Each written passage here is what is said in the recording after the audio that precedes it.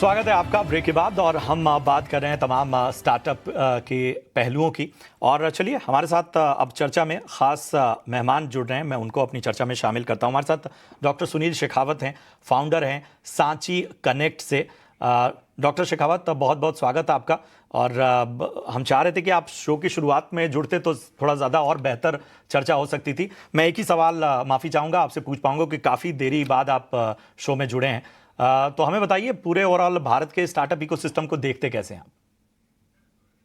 देखिए, ये बड़ा इंटरेस्टिंग टाइम चल रहा है पूरे देश में स्टार्टअप्स इकोसिस्टम के अराउंड। स्पेशली मैं बोलूंगा गवर्नमेंट ने बहुत सपोर्ट किया है और उसके रिजल्ट्स अब दिखने लगे हैं। जहां आज हम स्टार्टअप इंडिया के एस्टेब्लिशमेंट के ऑलमोस्ट 9 साल पूरे हो चुके हैं अब, और 9 साल के अंदर हमने देखा है कि जिस तरह से नई स्कीम्स आई हैं और उन्होंने जिस तरीके से पंप किया है ओवरऑल इकोसिस्टम की ग्रोथ को।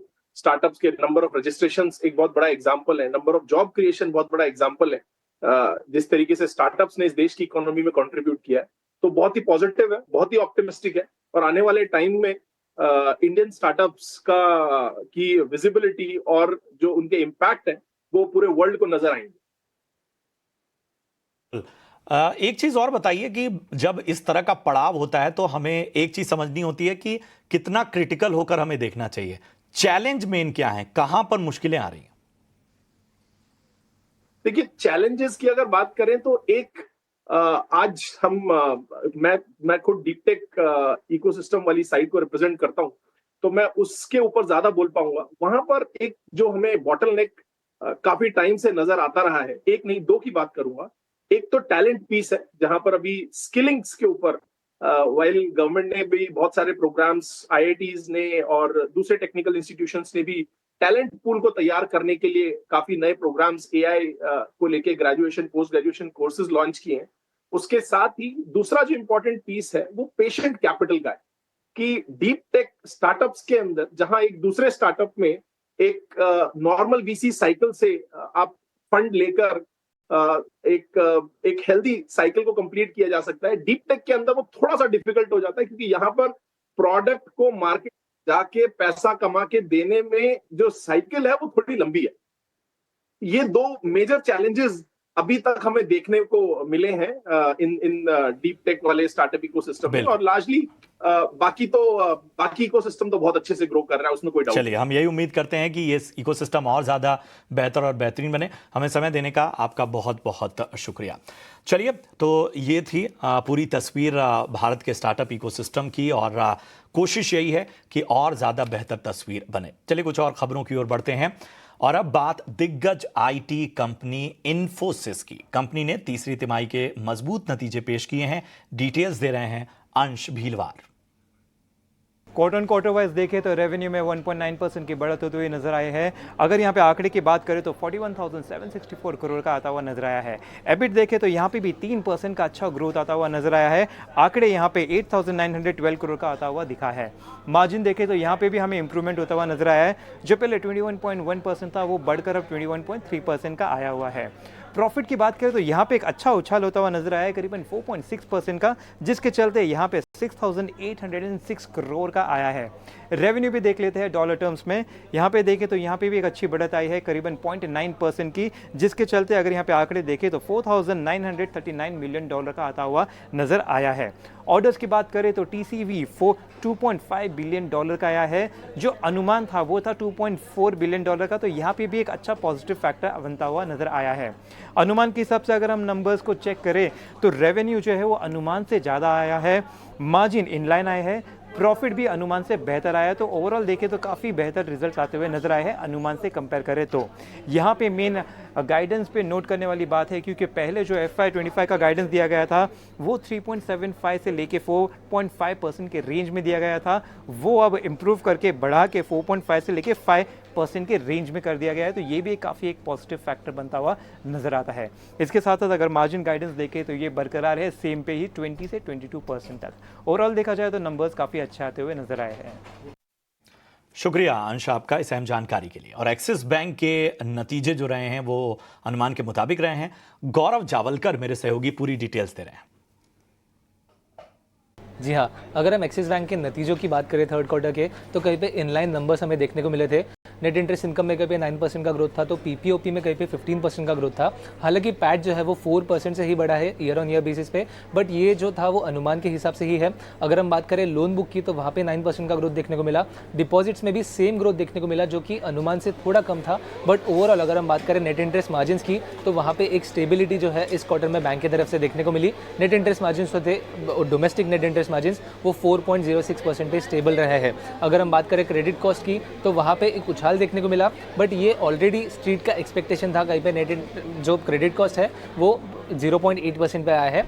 इसके अलावा एक नेगेटिव फैक्टर जो इस ओवरऑल रिजल्ट्स में देखने को मिला वो था फ्रेश स्लिपेजेस का। अगर हम इस नंबर की बात करें तो कहीं पे 22% का उछाल देखने को मिला है।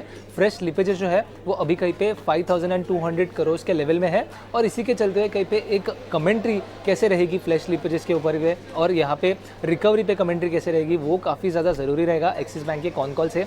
इसके अलावा ओवरऑल जो एसेट क्वालिटी है उसके ऊपर उनका कैसे कमेंट्री रहेगी वो भी जानना काफ़ी इंपॉर्टेंट रहेगा। और जैसे कि हमने देखा कि डिपॉजिट ग्रोथ में एक गिरावट देखने को मिली और एलडीआर रेशियो भी एक्सिस बैंक का थोड़ा ज़्यादा है, तो उसके ऊपर आगे जाके एसेट ग्रोथ में उसका कैसे इंपैक्ट होगा वो भी जानना काफ़ी ज़्यादा ज़रूरी रहेगा। बट ओवरऑल अगर हम नंबर्स की बात करें तो इनलाइन सेट ऑफ नंबर्स इस क्वार्टर में एक्सिस बैंक की तरफ से हमें देखने को मिले हैं। शुक्रिया गौरव। बढ़ते आगे, इधर केंद्रीय कर्मचारियों के लिए बड़ी खबर है। सरकार ने 8वें वेतन आयोग के गठन को मंजूरी दे दी है। पूरी जानकारी दे रहे हैं प्रकाश प्रियदर्शी। देखिए, सेंट्रल गवर्नमेंट एम्प्लॉयज़ के लिए काफ़ी बड़ी खबर है। दरअसल केंद्र सरकार ने सेंट्रल गवर्नमेंट एम्प्लॉयज़ को नए साल का तोहफा दिया है। दरअसल सरकार ने आज 8वें वेतन आयोग का ऐलान कर दिया है, यानी कि 8वें वेतन आयोग के गठन को मंजूरी दे दी गई है। ये काफ़ी इम्पॉर्टेंट डेवलपमेंट है। आने वाले दिनों में सरकार इस कमेटी के चेयरमैन और जो बाकी मेंबर्स हैं उसके अपॉइंटमेंट से संबंधित जो घोषणा है वो करेगी। साथ ही साथ जो टर्म्स ऑफ रेफरेंस है उसको भी नोटिफाई किया जाएगा। लेकिन जो औपचारिक प्रक्रिया की शुरुआत है वो कर दी गई है। इस फैसले के बाद करीब 50 लाख सेंट्रल गवर्नमेंट एम्प्लॉयज़ को बेनिफिट होने जा रहा है। साथ ही साथ करीब 65 लाख जो पेंशनर्स हैं, जिसमें डिफेंस पर्सन्स भी हैं, उनको भी इसका फ़ायदा होगा क्योंकि उनके पेंशन में बढ़ोतरी हो सकती है। करीब 4 लाख ऐसे एम्प्लॉय हैं कि जो दिल्ली में हैं, उनको भी इसका बेनिफिट होता हुआ दिख रहा है। 7वें पेंशन वेतन आयोग के लागू होने से करीब 1 लाख करोड़ रुपए का एडिशनल खर्च हुआ था, एडिशनल बोझ सरकार के खजाने पर देखने को मिला था। लेकिन 8वें वेतन आयोग में किस तरह की परिस्थितियाँ होंगी, क्या रिकमेंडेशंस होंगे, उसके बाद ही इस बात का अनुमान लगाया जा सकता है कि सरकार के खजाने पर कितना बोझ पड़ेगा। हालांकि सरकार ये उम्मीद कर रही है कि 8वें वेतन आयोग के बाद जो कंजम्पशन है उसमें तेज़ी दिखेगी और आफ्टर ऑल इंडियन इकोनॉमी को फ़ायदा हो सकता है। अभी तक सरकार ने 7 वेतन आयोग का गठन किया है। 7वां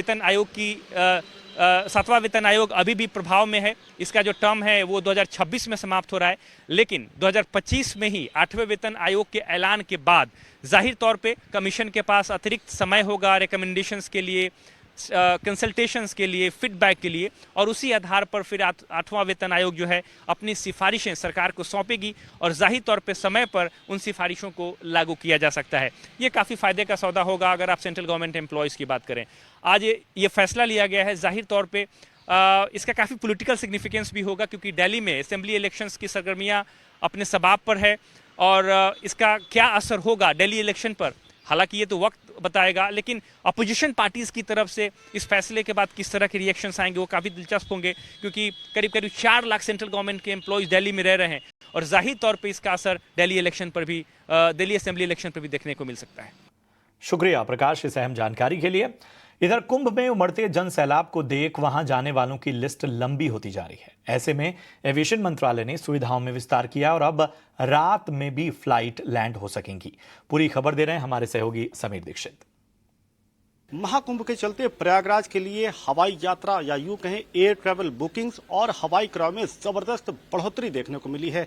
पिछले 1 महीने की अगर हम बात करें तो दिसंबर से जनवरी के बीच में ये जो सर्ज थी, ये जो बुकिंग में बढ़ोतरी थी वो तकरीबन 10% के आसपास था। लेकिन जनवरी के महीने में किसी भी हॉट डेस्टिनेशन से, जैसे कि दिल्ली, मुंबई, जयपुर, इन जगहों से प्रयागराज के लिए जो एयर ट्रैवल बुकिंग और हवाई किराए में जो जंप देखने को मिला है वो मिनिमम 20% का है।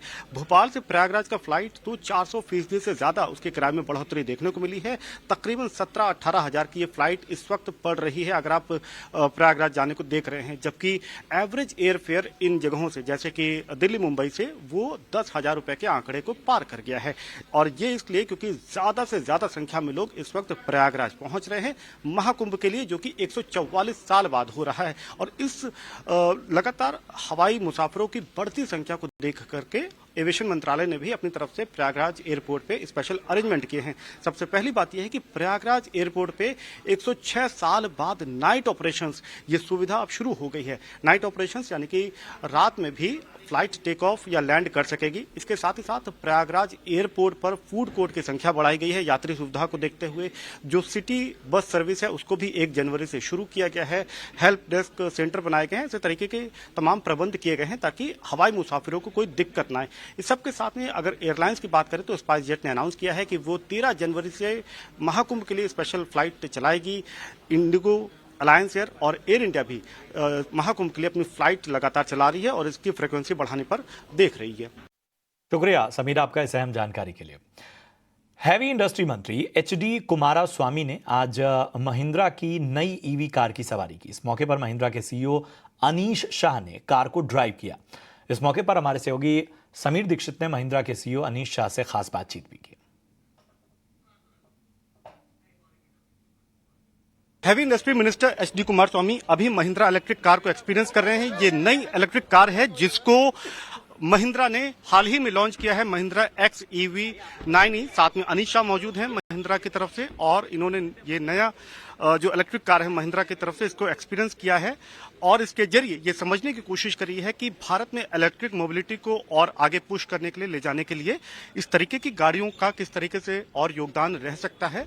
लेकिन इस नई कार के जरिए मंत्री ने समझा कि टेक्नोलॉजी एडवांसमेंट की तरफ से और अफोर्डेबिलिटी की तरफ से ये कार कितना और मददगार साबित हो सकती है। इसके पहले केंद्रीय सड़क परिवहन मंत्री नितिन गडकरी ने भी इस कार को एक्सपीरियंस किया था। फिलहाल heavy industry minister HD Kumaraswamy इस कार को एक्सपीरियंस करते हुए और इसकी खूबियों को समझते हुए।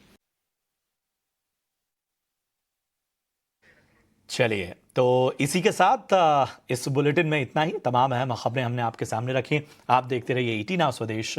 नमस्कार।